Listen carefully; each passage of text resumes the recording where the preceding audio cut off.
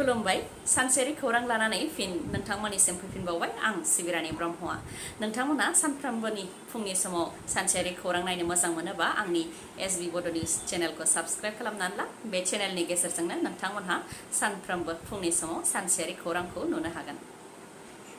रायजोनि बिजेपि दोलोआ माब्लाबा मोननै बाहागोआव गावगोन नामा? गोजाम बिजेपि आरो गोदान बिजेपि दोलोनि गेजेराव गोरोबलायनाय गैयैया माखासे सम सिगांनिफ्रायनो जाबोदों।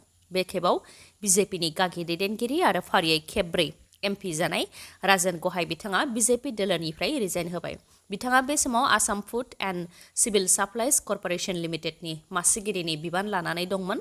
नाथाय गावनि खोथाखौ अदेबानि दोलोनि दैदेनगिरिनि खोथाखौनो दोलोनिनो दैदेनगिरिया खोनासङैखौ लानानै बिजेपिनिफ्राय रिजाइन होबाय बारग' एमपि बिथाङा।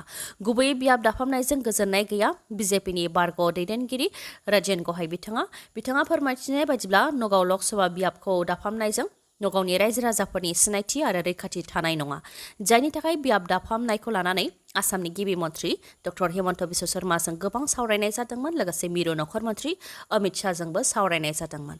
अमित शाह बिथाङा लेखायाव लिरनानै होनो बिथोन होनाय लेखायै लेखायावबो लिरनानै होनाय जादोंमोन होननानै फोरमायथिदों। नाथाय गोबां सावरायनायनि उनावबो बियाब दाफामनायनि जोबथा फारिलाइ फोसावनायाव जेबो सोलाय सोल' खालामाखै, जायजों गोलाव बोसोरनिफ्रायनो बिजेपिआव थानानै खामानि मावबोनाय आरो बिजेपिखौ गोजौ फारसे लाबोनो थाखाय गोबां खामानि मावबोनाय राजेन गहायखौ मान होयि खालामनाय जादों होननानै फोरमायथिदों।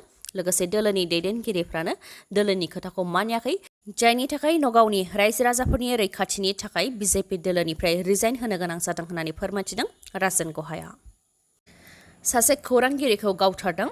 बिहारनि खौरांगिरि बिमल कुमार यादवखौ गावथारदों। बे जाथाया बिहारनि अरारिया जिल्लानि रानीगंज ब्लकआव जादों। दैनिक जागरणनि खौरांगिरिमोन गावथारजानाय बिमल कुमार यादवआ। रिपर्टनि बायदिब्ला बिमल कुमार यादवखौ गावनि न'आवनो गावथारदों। फुंनि 5:30 रिंगासो समाव साब्रै दुथांफोरा बिमल कुमार यादवनि न'आव फैनानै दरजा बुफैदोंमोन। बेनि उनावनो दरजा बेखेवनायाव खौरांगिरि बिमल कुमार यादवनि बिखायाव गुलि गावदों होननानै फोरमायथिदों। जोखोम जानाय हालोदाव बिथांखौ देहा फाहामसालि फारसे लानानै थांनाय जादोंमोनब्लाबो रैखा खालामनो हानाय जायाखै होननानै फोरमायथिदों। ओजोंहाय जाथायनि दायनिगिरि साब्रैनि मादाव सासेखौ दासिम हमनो हाबाय होननानै मिथिहोदों। फोरमायथिबावनाय बायदिब्ला सिगांनि समावबो माखासे दुथांफोरा खौरांगिरि बिमल कुमार यादवनि फंबायखौ बुथारदोंमोन। जाय जाथायखौ मेगनजों नुदोंमोन बिमल कुमार यादवआ। फंबायखौ बुथारनायनि सायावनो दुथांफोरनि हेंथायै बिजिरसालियाव ट्रायल सोलिगासिनो दंमोन। जायनाखि फंबायखौ बुथारनायखौ बिदा बिमल कुमार यादवआ गावनि मेगनजोंनो नुदोंमोन, बेनिखायनो कर्टआव साखि हिसाबै खोथा बुंनायफोरनिफ्राय गोजानाव थानो थाखाय हुमखि होदोंमोन दुथांफोरा आरो गोजानाव थायाब्ला माबा मोनसे खालामनायनिबो हुमखि होदोंमोन। जायनि जाहोनाव जिउ रैखाथिनि थाखाय पुलिसनिफ्रायबो रैखाथि बिखादोंमोन खौरांगिरि बिमल कुमार यादवआ। नाथाय पुलिसफोरा रैखाथि होआखैमोन बिथांखौ, जायनि थाखाय दुथांफोरा बिमल कुमार यादवनि न'आव फैनानै बिथांखौ गावथारफैनो मोन्दों होननानै बिथांनि न'खरनिफ्रा फोरमायथिदों। सासे सोरखारि मावख'गिरिनि न'निफ्राय बान्दोल रां बोखांनो हादों। लाख रां मोननो हादों PWDनि एग्जिकिउटिभ इन्जिनियार मनोज कुमार सैकियानि न'निफ्राय। रां जाख्ल'नायनि दायाव डिमा हासाव जिल्लानि सिङाव थानाय हाफ्लं डिभिजननि PWDनि एग्जिकिउटिभ इन्जिनियार मनोज कुमार सैकियाखौ directorate of vigilance and anti corruption टीमआ हमदोंमोन। नांथानानै थानाय बिलखौ होनायनि मुङाव रां लाफुबाय थानाय समावनो हमजादोंमोन मनोज कुमार सैकियाया। बेनि उनावनो directorate of vigilance and anti corruption टीमआ एग्जिकिउटिभ इन्जिनियार मनोज कुमार सैकियानि न'आव सिग्रोमहैदोंमोन, जेराव लाख रां हमनो मोन्दों। गासै 45,54,385 रां हमनो मोन्दों।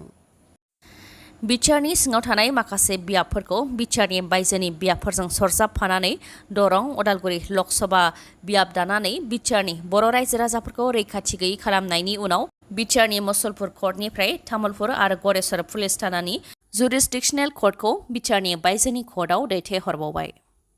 साब divisional judicial magistrate and additional district and sessions जाज कर्ट रङियायाव लांनाय जाबाय। बेनि थाखाय गुवाहाटी हाइ कर्टनि रेजिस्ट्रार भिजिलेन्सनिफ्राय अर्डार ओंखारदों। मुसलपुर कर्टनिफ्राय तामुलपुर आरो गरेस्वर पुलिस थानानि जुरिसडिक्सनेल कर्टखौ रङिया कर्टआव लांनायखौ लानानै गोनो गोथोआव गोग्लैनो गोनां जादों बाक्सा जिल्लानि रायजो राजाफोरा। मुसलपुर कर्टनिफ्राय तामुलपुर आरो गरेस्वर पुलिस थानानि जुरिसडिक्सनेल कर्टखौ रङिया कर्टआव लांनायनि अर्डार फोसावबाय। गुवाहाटी हाइकर्टनिफ्राय ओंखारनाय गोदान बिथोनलाइजों बाक्सा बारनि एडभकेट बा उखिलफोराबो बागदावखांदों होननानै फोरमायथिदों सासे उखिला। अर्डार ओंखारनायनि सायाव उखिल त्रैलोक्यजित गयारी बिथाङा माखासे खोथा फोरमायथिदों। बिथाङा फोरमायथिदों दि बिटिसिनि थाखानाय गोहोआ मोनफानि उनाव मोनफा गोमालांनो हमदों। बर'फोरा गोबां सोमावसारनायनि गेजेरजों बिटिआर गोरोबथा जादोंमोन, नाथाय बिटिआर गोरोबथानि उनाव मोनसेबो अर्डारा बर'नि मोजांनि थाखाय ओंखाराखै, गासैबो उल्थासो ओंखारदों। दा बाक्सानि एडभकेटफोरनिफ्रायबो गोहोखौ सेनानै रङिया कर्टआव लानानै थांबाय। जोंनि एडमिनिस्ट्रेटिभ गोहोआ खम जालांगासिनोसो दं होननानै फोरमायथिदों बिथाङा। लोगोसे बुंथिबावदों दि एडमिनिस्ट्रेटिभ लेभेलाव पुलिस, ल' आरो अर्डारनि खामानिया आरो ट्रायल प्रसेसनि खामानिया जोंनि बिटिसिनि जुरिसडिक्सननि सिङावनो जायोमोन, नाथाय दा बेखौ लानानै थांबाय। डिस्ट्रिक्ट पुलिसाबो जोंनि, उखिलाबो जोंनि आरो ओनसोलाबो जोंनि, अब्ला मानि थाखाय रङिया कर्टआव लानानै थांखो? रङियानि सोलायै बिटिआरनि सिङावनो तामुलपुर नङाब्ला गरेस्वराव दोननो हायोमोन होननानै बुंथियो बिथाङा। लोगोसे प्रमद बर'निसिमबो सोंथि खालामो, प्रमद बर'आ उन्दुगासिनो दं नामा होननानै। राजखान्थि गोहोनि थाखाय राजखान्थि खालामबाय थाब्लाल' जानाय नङा, सांग्रां जा, मोनफानि उनाव मोनफा गोहोआ गोमालांगासिनो दं। दिनै उखिलफोरनिफ्रायबो गोहोखौ लांनो नागिरदों। उखिलफोरा जाम्बा नङा, नोंथाङासो जानो हागौ होननानैबो बुंथियो बिथाङा। आरो बेनि सायाव गोख्रैनो थांखि लानो थाखायबो प्रमद बर'खौ बुंथियो। गोहोआ अरायनि थाखाय नङा, मानोना प्रमद बर'आ मोनसेनि उनाव मोनसे गोहोखौ हगार हरदों आरो जेंना लाबोदों होननानै बुंथियो। आरो नोंथांनि जायगा तामुलपुरावनो दोननो हागौमोन, नाथाय नोंथांनि रेफारेन्स मोनालासे माबोरै बिटिआरनि बायजो रङियायाव लांनो मोनखो होननानैबो प्रमद बर'निसिम सोंथि खालामो बिथाङा।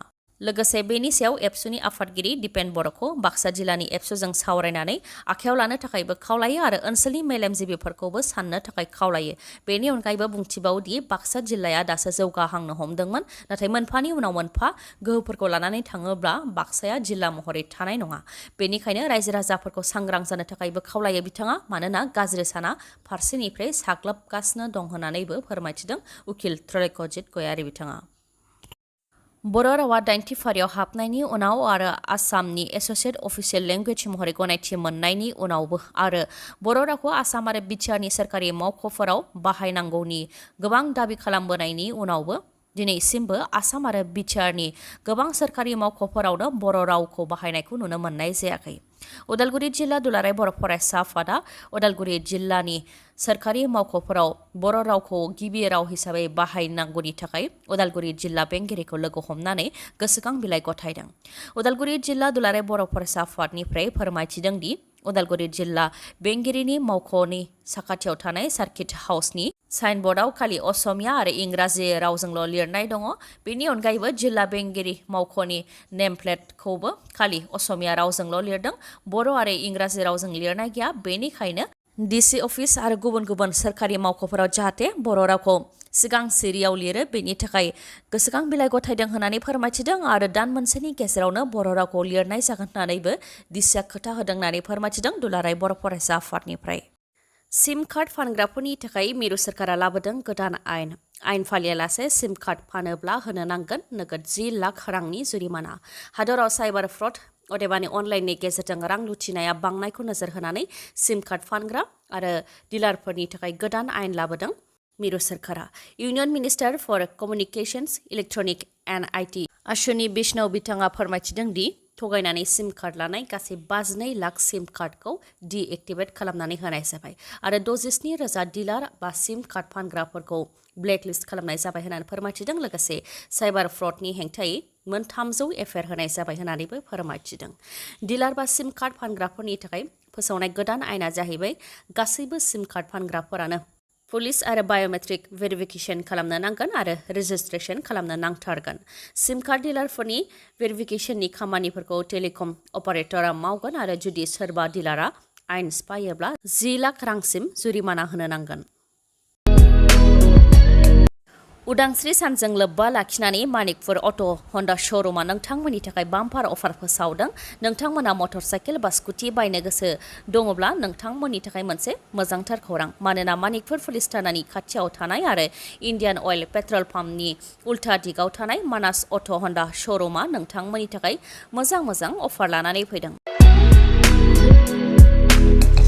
अफारफोरा जाहैबाय जायखिजाया मटर साइकेल बा स्कुटि बायोब्ला गारिनि टेंकि आबुं जाजासे थाव मोननो हागोन लोगोसे सीट कभार मोननो हागोन आरो बेसेन नाङालासेनो गंनै हेलमेटबो मोननो हागोन बेफोरनि अनगायैबो जायखिजाया कम्पानिनि गोजाम मटर साइकेल बा स्कुटिखौ सोलायनानै गोदान मटर साइकेल बा स्कुटिखौ लानो हागोन नोंथाङा हम डिलिभारिनिबो राहा दं आरो खम रां होग्रोनानैनो फाइनान्सआव गारिखौ मोननो हानायनिबो राहा दं नोंथाङाबो गोदान मटर साइकेल बा स्कुटि बायनायनि थांखि दंब्ला नोंथाङा गोख्रैनो मानिकपुर अट' हन्डा श'रुमनिफ्राय बायनानै लायनो हागोन मानोना बे अफारखौ 15 आगस्टनिफ्राय आरोबाव बांहोबावनाय जाबाय माबाफोर मिथिबावनो लुबैयोबा 7002601255 नङाबा 9101272776 बे नाम्बाराव कल हरनानै सावरायहरनो हागोन भिडिअखौ जोबजासे नायनायनि थाखाय गोजोन्थों नोंथाङा आंनि चेनेलाव गोदानबा अन्नानै आंनि एसबि बड' निउस चेनेलखौ साबस्क्राइब खालामनानै ला